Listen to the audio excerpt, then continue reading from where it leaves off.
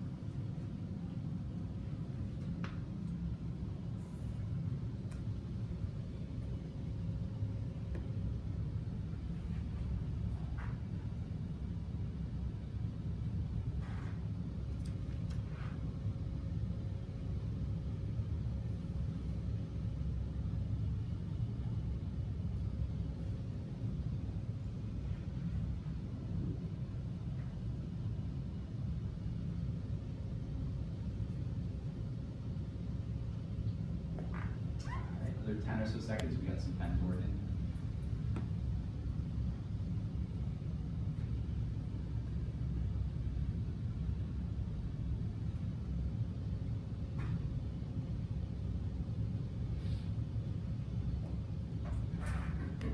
All right, can we get a summary? Can someone summarize what is going on here?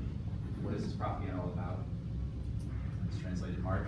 I think it presupposes a very stark dualistic view of the world. Mm-hmm. So I think in order to even begin discussing this, you have to establish that there's a real us-them perspective, and that, you know, if you were to just be going on this, then it tells you explicitly that one side of that is capitalists, mm-hmm.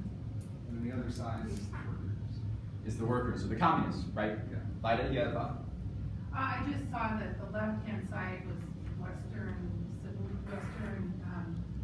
capitalism with the big boss smoking his cigar, Right. bags of money and war And huge guns. war weaponry, and he's very fat and have stuff to the gills. Uh-huh. And the worker has very little, he's wearing just a t-shirt and overalls and has 6 cents, whereas the Russian guy, you know, the economy is growing in the background, there's buildings being built, and he's just stuffed with packages. He's got Uh-huh. 2 probably potatoes and flour or something, and then there's letters or something hanging from his Right. button, and then there's another package inside of his Signs of wealth and happiness, coat, and right? he's got like a warm winter coat for the Russian, Yeah. you know, and he's well dressed and he's super happy. So what can we assume about the bias in this? Okay, is it implicit bias? Is it implied, or is it explicit? Is it very obvious what the bias is in this? Jeff? Very obvious. Very obvious to you. How so? Because the worker, the Russian worker is happy and the American worker is living off absolutely nothing. So there's a creation of a dichotomy, right? This is capitalist society, this is communist society. This is how it is. Yes, I Lena? almost feel like they have to convince the Russians, don't look at the communist world, you're so much better here. Right. It's like they had to convince them. Right. That's what this is about. Any other thoughts? Dave? Well, explicitly, there's the dichotomy in the text. Capitalist countries get the lion's share. Right. USSR workers, it goes to the workers. Implicitly, there's a lot of other imagery that goes around. Yes. Capitalist countries are lazy because he's laying back, Uh-huh. violent with the guns, and then USSR workers, like Lana said, we're developing with the background skylight. Everyone is happy. I think those are implicit messages. Yeah, and yeah. So we also have like the crane building a building behind the Russian Right. worker, right? There's all of it, the imagery is so loaded in this. And then there's an American car though in the background, Well, which I yeah. find is interesting. We don't know, but yeah. But And it's maybe that's your 60% own bias coming out, right? Maybe that's your own bias. Sorry, Dave, go ahead. But I was done. I was just going to say it's Yeah. 60% off in the USSR. Oh, is that what that Maybe is? it is. I don't know exactly what that text says. So it sounds like we have a good idea of this idea of bias and explicit versus implicit bias. How do we feel on this definition? Do we feel like we can look at our own pieces of propaganda and pick out bias, right? And describe the imagery that we see? We did a good job as a group right there, picking apart this piece of propaganda. So what I'm going to give you is your own pieces of propaganda in groups of 2. Seems like what is going to make sense today. So here are the directions. In your group, you're going to annotate your propaganda piece. So that means you get to write all over it. These are for you and your partner to work on. I want you to illustrate the evidence of bias and viewpoint, right, to identify them. I want you to describe in the margins of this propaganda poster the evidence in your own words. And then I want you to connect your piece to what you've already learned about the Cold War. Please use vocabulary words, viewpoint, and bias on the sheet. And please use at least 3 of the review words. I can flip back and have you look at those for your own edification. Are we clear on these instructions? Okay, so I will pass you out. Remember, there's a wide variety of propaganda here. Maybe we'll have to go groups of 3. Can we do that? Jens, can I have you, Mark, can I have you slide over? All right, so let's go about 4 or 5 minutes to take a look. They're all translated for you. You guys have fun. Join us. These are also In the U.S., yeah, right. I put my slate on the construction of urban and rural schools has increased by approximately 70%. In the We do lots of U.S., Soviet ones. school closures. So there's the same dichotomy as the previous. Yeah. And you can see in this Okay, kind of so posture. mighty sports power. So What that's could that what's be? explicit, hiding, right? That is hiding a weapon. Is that the message Yeah. is that the It can be written on a USSR piece of mighty paper. sports power? Yeah. Yeah. Why not, right? It's Okay, 1950s. so this is explicit. We know the beginning of the Cold War could definitely be a treaty that is hiding these weapons. Yeah, mark it up. It's theoretical here. We don't know exactly. Pull this out. Out of context. That would be good.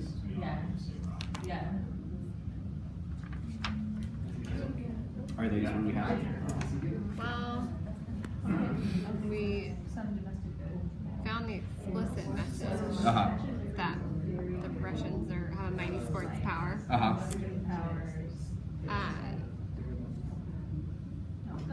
You're saying that it looks like he's like Well- backwards or turned like I know. Well, that? no, he That kind of is- does, but Yeah. but in visually he's powerful in the composition because he's symmetrical. It's a symmetrical composition, and it's basically that, which is you can't knock that over. That shape, that's his shape. Right.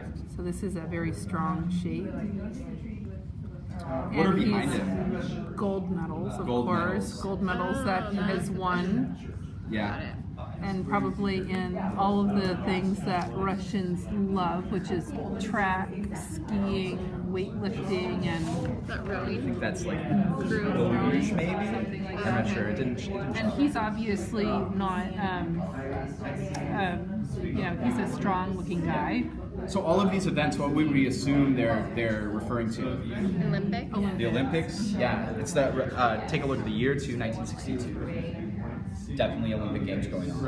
Okay. He's also very Aryan. Yes. Blonde hair, square jaw. So he's trying to get across an ideal. So what is implied by this? What is implied in this piece of propaganda? That is not, obviously they say we're a mighty sports power. Mightier than who? U.S. What could be implied by this? The U.S. Everybody. Everybody. Particularly the West, though. Okay. Right? Does that make sense in terms of? Yeah. Well, Well, he's is also it- got this across his chest. Yeah. It's obvious that we're not talking about any other country. He's also looking down at us. His view is from above, so Where was he's this, much larger than we like are. cut out? This was in newspapers. This Like was in on. Russia? Yeah, in Russia, definitely in Russia, in the USSR. Okay. Right. I wasn't sure if like. Right. Does this maybe imply nationalism, right? The feeling that your country and your people So are better than others. He's got an Right. unemotional gaze, Mhm. and he seems very righteous. Definitely so. He's well groomed. He's well taken care of, and he's I like where you went to with this ideal, right? His shape, his hair, his eyes, his gaze. thick Right? It's neck. all very. Right. Good work. A minute and a half. Minute and a half. Wow. All right, folks, let's come back together if we feel like we're satisfied with where we are, because I only have a minute, so I'd like to wrap up. This is exactly what I thought would happen, which is where it takes 20 minutes to do a 15-minute exercise. Let's pick a couple and talk about them, though. Who had this one? We'll share out. Folks, what do you see in this? We see, well, first and foremost, the globe, and Russia, or the USSR, is bigger and better than anything else in the world. Right, it takes up half the globe, right? Which obviously connects to the love your motherland. Motherland. We said that the viewpoint is like Russians on Russia.